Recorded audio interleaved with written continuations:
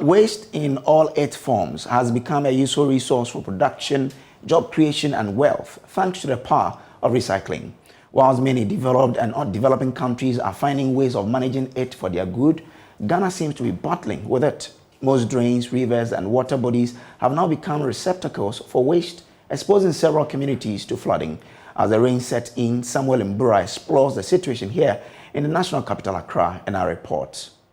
Sometime in 2015, the June 3 disaster, right? It claimed over 120 lives, which threw the country into shock. It was because the Odona River, with its tributary, the Odo Canal or drain, was choked. And as we are approaching the rainy season, what are authorities doing to ensure that what we witnessed in June 2015 will not reoccur? The government have to find security around so that those that are throwing the things in the gutter too, they should stop them. What they are doing the gutter, we don't like, because they want this place to look like Dubai. But look at the gutter. That if you see on television the way Dubai gutter is, if you see the river and there are small gutters over there, it's neat. But look at here. Some of our own image and our own brothers, we sleep at the interchange. At times we're going to take somebody in dustbin, heavy load, then he come to throw it. The Odo drain was constructed over decades ago to collect water and serve as a tributary of the Odona River in the Ebri Mountains through major areas in Greater Accra into the Korle Lagoon to avoid flooding. Greater Accra Regional Minister Henry Kwate is warning sanitation offenders to desist dumping refuse into the gutters. The Minister of Works and Housing over the last 3 months have been working hard and putting in measures to avert any, God willing, flooding that occurred some years ago, which we all know as June 3rd. We pray and say that never again should we experience a June 3rd. However, as part of measures to ensure that we do our best to keep our environment clean and also help the stakeholders by way of ensuring that our gutters are desilted, are dredged. Persons who are found to or seen dumping refuse or garbage in gutters will be arrested and prosecuted. Ghana currently produces over 7 million tons of waste annually, which end up in the drainage system. Minister of Sanitation and Water Resources, Cecilia Binadapa, says it is a challenge which needs concerted efforts to address. Ghana's waste, I must say, according to the technical report I have, we produce 7.1 million tons of waste per year. But the huge economic and social impacts of the incidence of flooding demand that a comprehensive set of measures are formulated and used to find permanent solutions to this intransigent problem. In this regard, government has secured a World Bank assistance through the Greater Accra Resilient and Integrated Development Project, GARIT. It is to address the intertwined challenges of flooding and climate risk, weak urban planning and management of solid waste. Minister for Works and Housing, Francis Asenso-Boachi-Duarin, a Thor with Dredge Masters, a subsidiary of the Jospon Group of Companies, which is currently dredging the downstream of the Korle Lagoon, appealed to stakeholders to lend their support for the project. We are collaborating actively. In fact, the Gary project has a big component on education on waste management and resettlement of people along the banks, who are actually one of the main reasons why we have these waste there, because they keep on dumping all their solid waste into the drainage. Latest figures from the National Disaster Management Organization, NADMO, indicates that 174 have died, 172 injured, 5 missing from 2014 to 2022 due to flooding. The question begging for answer is, Are we really prepared to mitigate any emergency when the heavy rains finally zoom in? For Joy News, Samuel Mbura, Accra. Now, with the rising cost of living in Ghana, especially food, some Ghanaians have revisited the idea of having gardens on their compounds to grow food for themselves and their families. Others too are even using it as their source of employment. I've been looking into this. These are peppers, what they call this, these are all peppers. Like the normal hot pepper? Yes, the big one. Tracy, a mother of two, walking me through her home garden around Kaswa. She tells me she's been doing this for over a year now. It's been wonderful. There have been some, ups and downs, but it's expected in everything you start. So I've been learning along the way, and it keeps getting better. In the difficult times like we find ourselves now, Tracy says this garden helps her to cut down on the cost of feeding her family. In difficult time, you get to save some money. Some things like peppers, tomatoes, those are basic things we use all the time.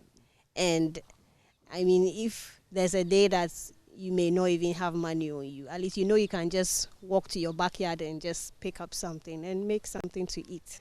Yes, and then there's satisfaction in knowing what is in what you are eating. So just to have a perfect vegetable to put on the shelves. Knowing what you are eating, one, gives me a lot of peace of mind. She says she can sometimes harvest so much that her neighbors get to benefit. Okra is keeps you on your toes. Every morning you have to pick, because if you don't pick, they'll go bad. So every morning I pick, and sometimes I don't even know what to do with it. I still have okra from my freezer from last year that I'm still eating. So I have to call my neighbors to come and harvest, and they are happy. They come, garden next, they pick okra, they pick pepper, everything they get, they pick. Because sometimes, honestly, my freezer is so full. I don't have space. If I'm not going to visit my folks that I'll go and give them, I have to give it to my neighbors. Tracy is not alone in this. Fred Duho is a seedling developer based in Lashibi. After losing his farm at a Ramsar site, he decided to turn his whole space in the house into a home garden. Look around, so every space, the passion was there. So every space that I have here, I make sure I make use of it and then sell it to my neighbors. I started this container garden. I grow parsley, mint in them. Then I send to the market, Tesco market, and we sell them there. I grow mint. Okay. Yes, and parsley. That was what I was doing first. Okay. Yes, but when the coronavirus came, then people wanted seedlings to grow in their homes. Okay. So I started growing seedlings for them. Okay. Yes. He tells me people are now becoming aware of what they eat, and so many people are going into home gardening. It's been great. It's been great. A lot of people are now becoming aware of what they are eating. Some of the foods are not being grown well. There's even an employment twist to it. He encouraged more people, especially the youth, to get into the home gardening practice to create jobs for themselves. There's now high demand for organic food, and people are willing to grow vegetables in their homes. So some people are busy. They don't have time to be nursing seedlings and taking care of them. So the youth, anybody who is unemployed, can take it up and help, like yourself. Journalists, you don't have the time, you go around. But if you want to grow your garden, you can just pass by and grab your seedling. And then that's it. So that's how profitable it is. The cost of things, especially food, is on the increase now. So as a way of people checking their expenditure in terms of what they eat in the house, many people are today engaging in home gardening. So if you go to their homes, they have gardens where they grow pepper, tomatoes, garden eggs, and what have you. And this, they tell me, is really helping them to cut down on their expenditure in homes. Now, if we all can do this in our homes, it means that we'll all be cutting down on our expenditure, thereby finding ways to cope with the rising cost of living. For Joy News, my name is Samuel Kojo Brace. Now, Dr. Kwekuche Aka, who is a lecturer at the Department of Crop Science at the University of Cape Coast, who spoke to me earlier, said home gardening should be easy for all to adopt. What you need to do anywhere you are in Ghana, just look around you. If you have a piece of land, that is good. If you don't have a piece of land, there are containers, the rice sacks that we throw away, especially the 5 kg sacks, we throw a lot of them away. Or even if you have the bigger one, all that you need is the soil. The soil, you look around you, most of the soil that we have in Ghana are good. So you look around where there's vegetation, just make sure you have earthworm activities, enough earthworm, or if you have some of the farms that have been, that people are farming on, you pick soil from there, fill your containers, and then you can use the container to nest your vegetables.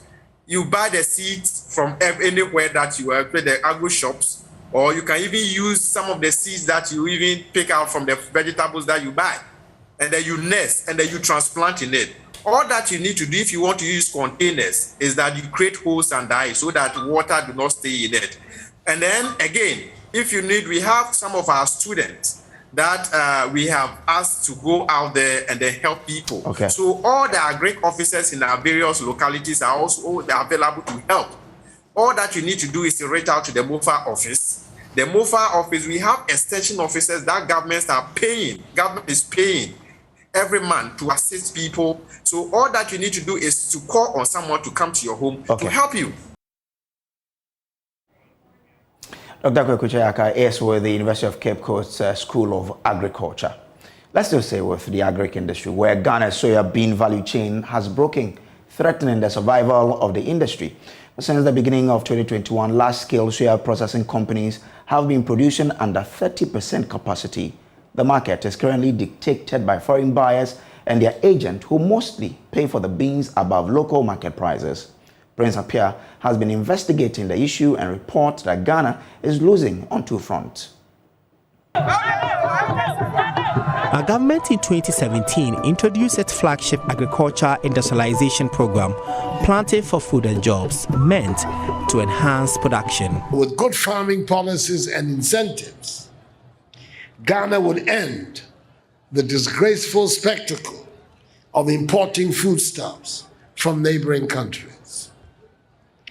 To the millions of farmers in farming communities and villages in all parts of Ghana, I'm happy to inform you that planting for food and jobs is the basis of the answer to this twin problem with which you have been confronted in recent years. Soya bean was one of them. Government, through the Planting for Food and Jobs, has increased the production levels of soya bean in the growing areas, but the impact on the local market cannot be seen. Here at the Abuabu market in Tamale, we meet Alhaji Abdul Karim, a soya bean aggregator and supplier for 15 years. Before now, he supplied 400 bags of soya bean every week to his buyers. But in the past few months, he struggles to get that. He had received only 2 bags from traders, though it was a market day today. By 2 months, me load 100 kilos bags, no buy 400 bags for full articulator. And then by 2 months, me load more. Yesterday is Bushago market. Bushago Juano, na me 200 bags.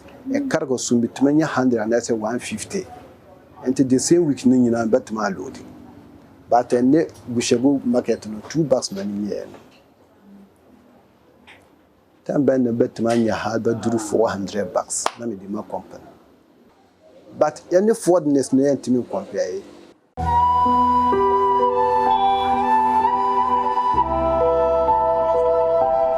So we moved to Yendi to meet other aggregators of the commodity. This area of the market is where shops of soya bean traders and suppliers are located. At this time of the day, the market should be busy. But today, these shops are locked. The traders can afford to play some games because market is slow. Meet Mohammed Seidu. He has been dealing in soya bean for close to 10 years now.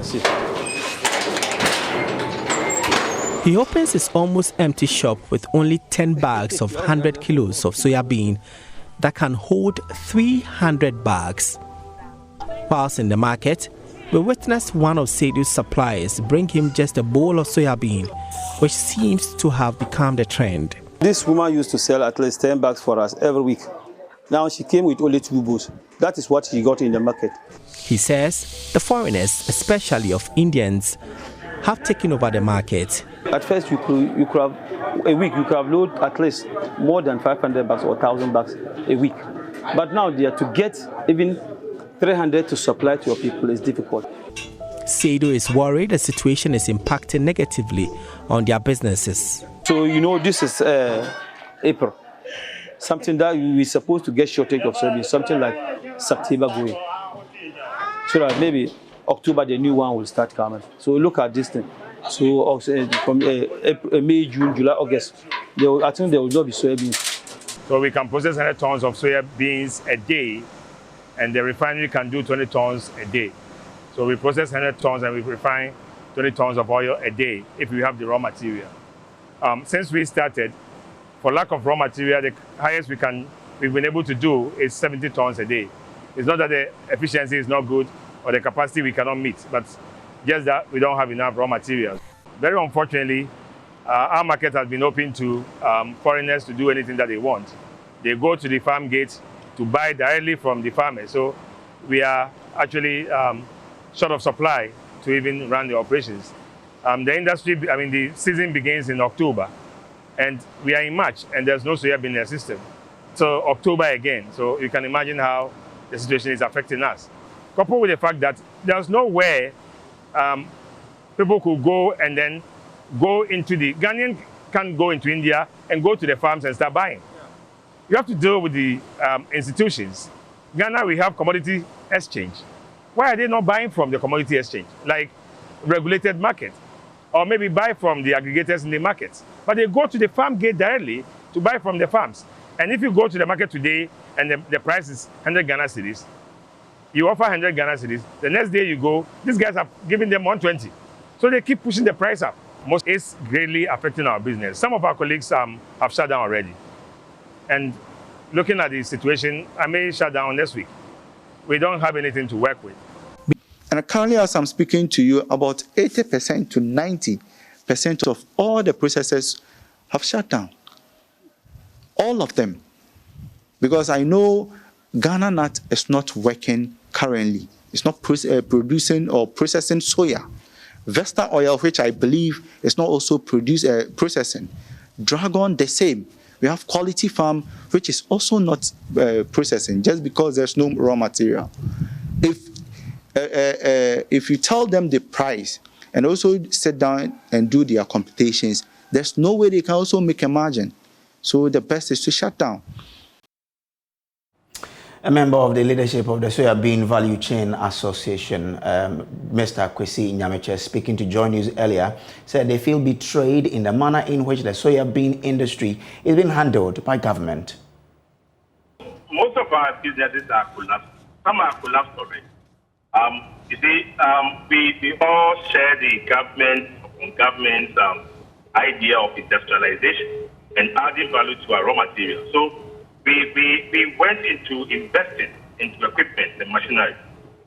And now the machines are idle. I mean, people are not working. Workers are laid off. I used to have 120 workers, and most of them are out. So that's the challenge to the industry as far as this situation is concerned.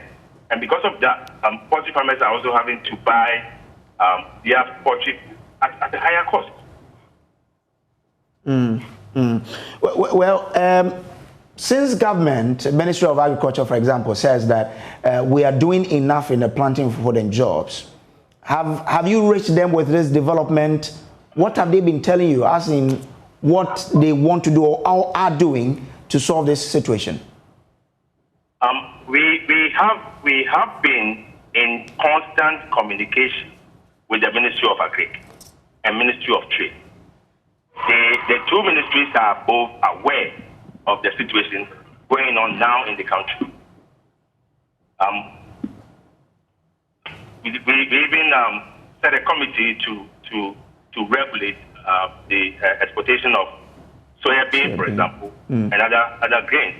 And we managed to get an LI pass to regulate the exports. I think recently the Minister of Agri announced that grains and soybeans are restricted from exportation, which is a good idea. But the next day, I saw in the Business and Financial Times, permit has been given for 13.5 million worth of soya to be exported, which was a betrayal as far as I'm concerned. I didn't say that as fun at all. As if we have excess. That was the caption. That Ghana has exported excess soya beans out of the country, whilst industries are closed because of lack of raw material. That to me is a betrayal. So that's Mr. Kwesi Nyamiche, member of the Soybean Value Chain Association. Moving on to other stories, Minister of State Enterprises Joseph Kujo says even though he believes in privatization, selling off non-performing entities is not the way to go. Speaking on the AM show with my colleague Benjamin Akapo, Mr. Kujo said it is more prudent to sell assets that are valuable. I share his thoughts on privatize, but not on those that are not doing well. Listen to this. It's a street wisdom that the one that is selling an asset shouldn't sell the asset when it is bad. Even you, when you are selling your car and the fenders is broken, what will you do? You know that when you sell it with the fenders broken, it will give you a very bad price. But when you fix the fenders and sell, it will give you significantly good price. Are you getting my point? Right. The one who is rearing even goat knows that if I want to go and sell, I have to fatten it a bit. You don't sell your asset. If you are selling a house, you tell me if it is dilapidated, you will go and sell in that state. So the same thing, selling a company. When it is terribly bad, you sell, you don't get value. Okay? So his statement, privatize, should be those that are performing and are not playing critical role in the economy. To create some checks and balances in there, privatize them. And that is why previous government, Kufuor government, GCB Bank is on the market, GOIL is on the market, SIC on the market. They were, unless you can go to the market, you can be privatized for value when you are doing well. Now, after demonstrating their knowledge excellently on the stage of the National Science and Math Quiz, winners of the 2021 edition from Prempeh College and the other finalists from Presec, Legon and Katasco were to apply their knowledge in rearranging a dummy human digestive system at the Sharjah Science Museum in Dubai. Their performance will convince their teachers that it is time to introduce more practical sessions in class. Manuel Granting reports. This is the Sharjah Science Museum in the heart of Dubai. Here, various practical illustrations of scientific experiments are displayed to court the interest of young people for the sciences. From physics to chemistry, biology and others, visitors are allowed to try their hands on the setups to appreciate the reasoning behind each experiment. Today, the winners of the 2021 National Science and Maths Quiz from Prempeh College, together with the other finalists from Qatar SHS and Presec Legon, are here as part of an all-expense-paid trip organized by Adanse Travels. First, there's an electricity show. It is presented by Redur. Are you guys ready? Yeah. Sure. Are you scared? Don't remove your hand. It's so dangerous, okay, if you remove your hand. Keep your hand there. For the safety, not only yours. Bismillah. 1, 2, 3.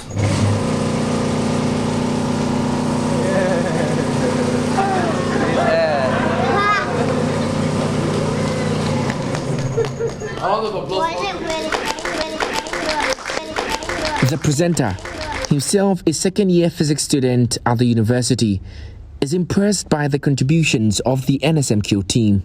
This is actually the most interactive, show that I've ever hosted, because people here did actually understand what I'm saying. A lot of people that come here, they're new to science. Some of them, they don't like science, especially physics. They have some hatred towards physics, because unfortunately some people do actually complicate it, but it's beautiful. That's the beauty of nature. Your guys are high school. I advise you all to go for pure sciences, as I said. And I was really glad that I met a physics teacher right here from the crew.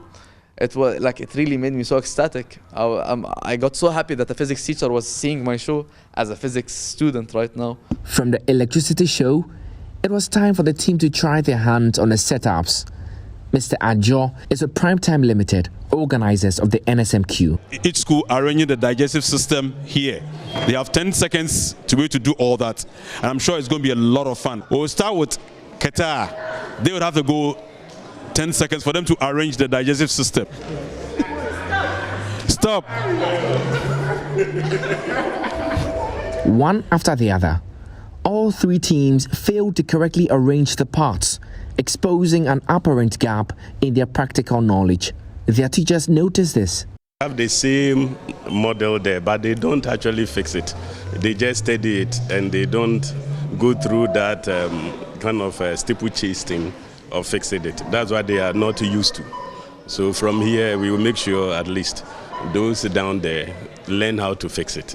Going forward, when we go back, we'll inform the teachers so that when you are teaching them modules like this, they will allow the students to be actively involved by fixing themselves. From the discussions that we had with the teachers, realize that they are all facing the same situation, the same problem. That is why we have what we call the STEM Festival, the practical aspect of the National Science and Maths Quiz, where all of these things are there. This trip by Adansi Travels has not only afforded the students some fun time, but also highlighted the need for the inclusion of more practical sessions in science training in Ghana. Manuel Cranting, Joy News, Dubai. So Manuel has joined us live on Zoom for more. Manuel, good afternoon and thanks for joining us all the way from Dubai. What else have you guys been exposed to? Tell us more. Well, it's not just been all about learning, as you saw in that report. It's been also really exciting with the students visiting, what they call the Sharjah Desert. It was during bashing, that's driving and riding in SUVs in the desert. That was quite fun, for the students. And also, it's not just the winners from Prempeh College that are on this trip. We also have the finalists from Qatar SHTS, and then also Presec Legon, all on this trip organized by Adansi Travels. And so essentially it's being, sharing of ideas and learning and being exposed to new stuff. So we've been to the Marina cruise where we were on yachts, cruising in the heart of Dubai at night with all the lights, just shining upon us while we had fun. So yes, it's been fun in Accra, joining our viewers, the National Science and Maths Quiz. But coming to Dubai, and if you speak to the students, as they've been telling me, it's been an entirely new experience, which will not be forgotten anytime soon, Grace. Well, so let us understand how practical the teaching and learning is in Dubai compared to what we have here in Ghana. Yeah, so what we have learned is that just as much as the students here are exposed to the theory of the lessons that is instructed or are instructed in their classrooms, they are also made to apply them. So it's a direct transfer of the theoretical knowledge that they gain in the classrooms into practice. And so by the time that a student will, for instance, go through the elementary system up until the high school level, and he or she would have been exposed to so much of the practicality, such that introducing that person into a field where he or she is supposed to embark on practical activities, they will not have so much challenge. The picture is quite different according to the students that I've been speaking to from Ghana.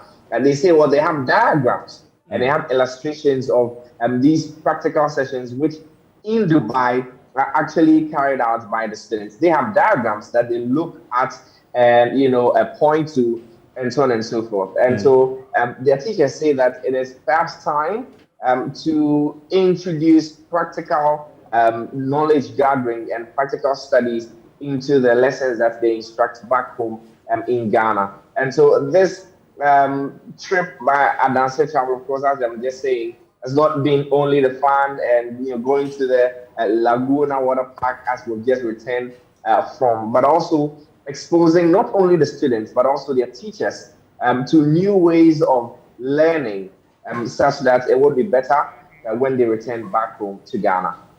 Manuel Cranting, thank you very much, but leave a bit of Dubai and come home with, okay? Thank you very much for joining us there. That's my colleague, Manuel Cranting, who is in Dubai.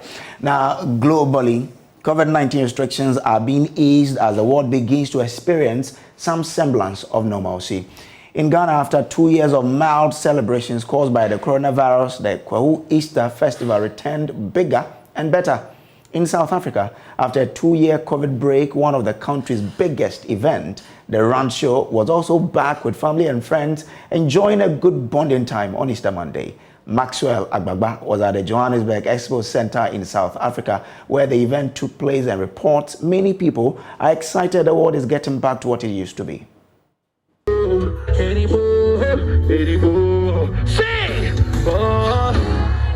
Stick 'em up now, feel when I steal the show.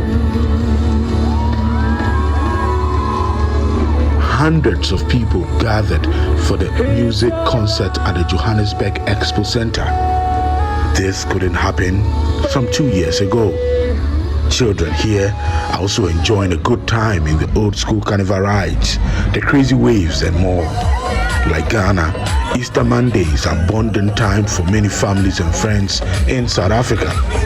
Those who are unable to travel to the countryside to observe the day spend time at various recreational centers in the urban areas. After COVID-19 forced its suspension for 2 years, the Rand Show returned to the Johannesburg Expo Center, where hundreds of families and friends gathered to take part in activities like advanced car drifting, helicopter flipping, old school carnival rides, music concerts, and more. Here at the corner of the expo ground, scores of patrons are in a queue waiting to have a short ride over Johannesburg in helicopters. Organizers call it helicopter flipping. 8-year-old little Kool-Aid Lampencheni just finished having a good time in the air with his father and brother. It is his first flight and is more than excited. I would say it was highly I hadn't been in a chopper before, and I really got excited. And I would say I'd likely love to go again. You would love to go again? Yes. Wasn't it scary for you? A bit, but I mean, I got used to the experience. Helicopter rides are giving many of the patrons here at the Johannesburg Expo a bird's eye view of the city. Many of them are thrilled and excited by it. But for 8-year-old Clamo, she said she's scared to go on board that chopper. I didn't go on because it went really high. It looked like it went really high, and when it comes down, it's like it's falling down. So that's why I didn't go. That's why you didn't go? Yeah. Okay, but you tried other things? Yeah, I did a lot of things. Okay, what did you do? You want to talk? I went on the other big swings over there for kids. Okay, okay. Little Kule's father, Sabelo Inzima, is happy COVID-19 restrictions are being eased and life is gradually returning to normal. That was awesome, eh? Got a bit of a bird's eye view overlooking the whole of Johannesburg, or most of it, Soweto. I saw the F&B stadium there and the beautiful buildings that this beautiful city has to offer. I'm having such an awesome time, just being able to bond and spend time with them just means so much. It's priceless, honestly speaking. More than happy that everything is back to normal. I've now met Lindway. She has her 1-year-old baby strapped to her back. she never missed an opportunity to be at the run show and says it was sad to see it suspended because of COVID. I like the run show because I grew up in Soweto, so I've been coming to the run show ever since I was a baby. Okay. Yeah, my parents used to bring me here, my uncles used to bring me here, so it's a nice experience. So it's a nice time to know that the world is bouncing back to normalcy, and this is your home of credible news. We'll take a quick break. We'll be back with more news.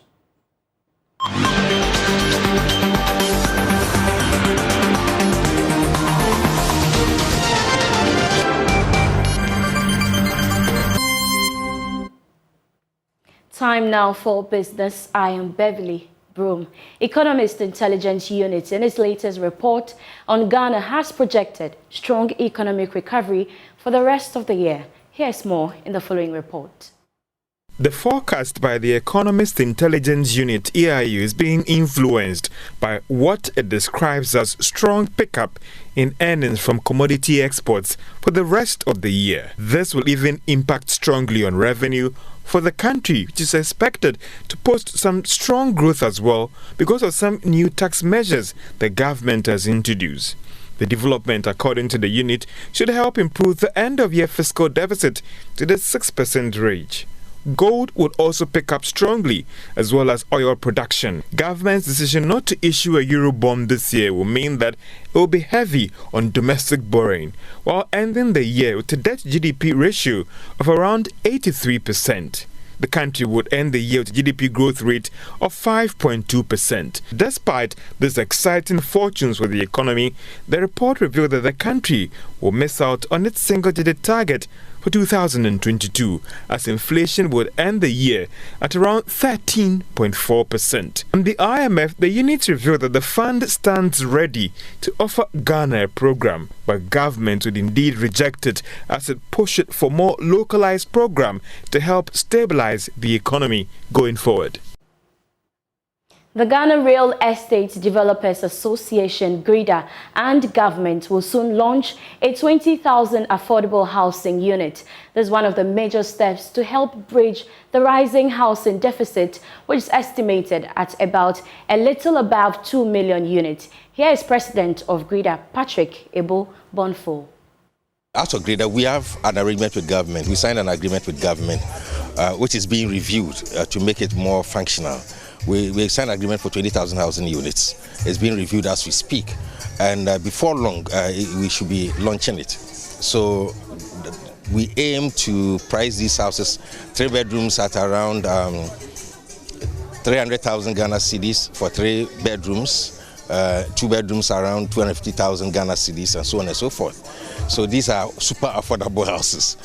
But the idea is that government will provide the land, services, put in the electricity, water and all, then we will come and then build the vertical, projections. So that's what we want, we will do, yeah.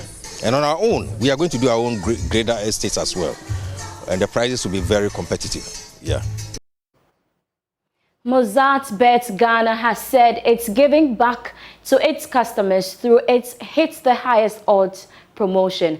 According to the operations manager, Gilbert Edem Bebley, this is to foster the relationship between the company and patrons. He entreated them to take advantage of the promo and win more prizes. He was speaking at the launch of the promo.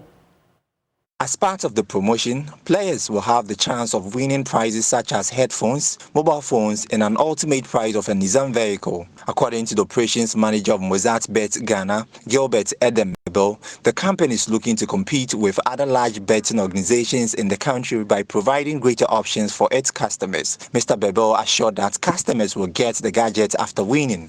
This promotion is about a way of rewarding our players. It's a promotion just to say thank you to our players, to tell them that we have come to the market and that we are giving back to them actually what they have given to us in this few 8 to 9 months we've been in operation. I think that what makes this promo unique is that this is the first time I think a betting company that has been in existence within the 8 months of operations is giving this payback to its customers. We think that we are very grateful to them. They've been loyal to us since they got into the market, and for us, we think that it's a brand that has come to stay. The country manager of the company, Nebuchadnezzar Marinko, stated that the company wants to encourage healthy competition among its players. It's about competition. We always think that we need to bring more to our players. Not only excitement of betting, but give them something more. And this competition is all about that. So they can bet, they can win, but they can even win more. They can win headphones or iPhone, or finally they can win main prize, that is Nissan Kicks. This is the first time such offers have been made by any betting operator in Ghana during the first 8 months of existence. To begin playing, players must take out their phone and register an account with MozartBet. That's all for business now. We have more stories coming up on Marketplace at 1 p.m. Up next is sports. Time now for sports. On Joy News today with me, Muftar Nabila, after Black Stars skipper Andrea Ayew has admitted mistakes were made during the 2014 FIFA World Cup and must be corrected in this year's tournament. Speaking to my colleague Gary Al-Smith, the Al-Sadd forward said the team can only make an impact in the competition when they get things right. I think we should get more numbers. That's, I think, would be fair enough. I hope that we get more numbers very soon, hopefully, because the continent deserves it and it will give us more chances for teams to go further in the tournament. In 2010, your Ghana World Cup squad profited from solid, focused preparation. In 2014, the complete opposite happened.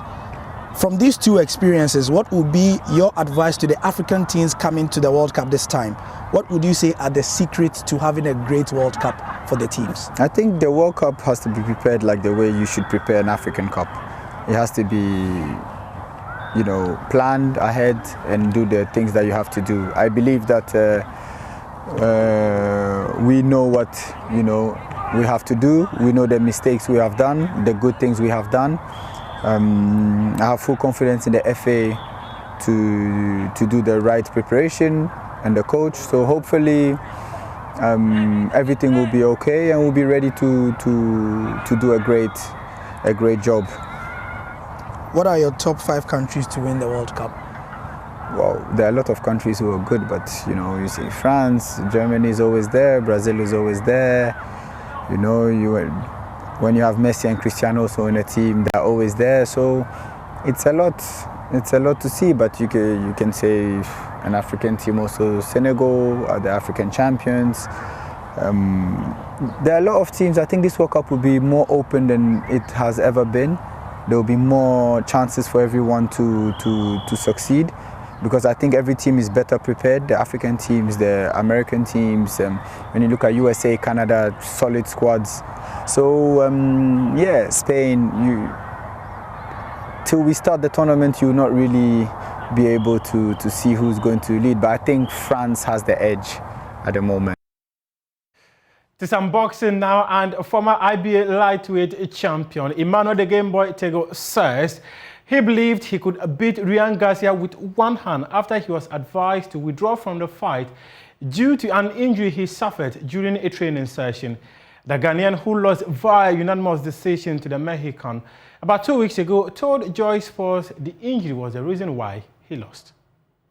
My right hand go very well, but I don't get lucky for weighing time. The weighing time, I hurt my hand again, but after that, my people talk to me a lot. Now, me and you, we don't get option. We want to quit to leave this fight, because I don't think my coach told me this. I say, coach, trust me. I know what I can do. I can use my left hand to beat Ryan Garcia. Trust me. I promise you, because I talk a lot with Ghanaians. I promised Ghanaians a lot before I came here. If you Ghanaians here, I don't fight this fight. People talk a lot about me, because always some of Ghanaians, you don't believe me. People too believe me. Let me prove myself to them. Yeah. Now, coach say, okay, Tego, if you say this, I hear you. Let me push you to do our best. I go hospital. The doctor told me like my hand, if he accept to use my hand, my hand can take like almost maybe 1 month or by the time. Wow.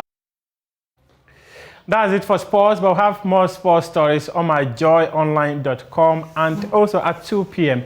when I return with Sports Today. Up next is World News.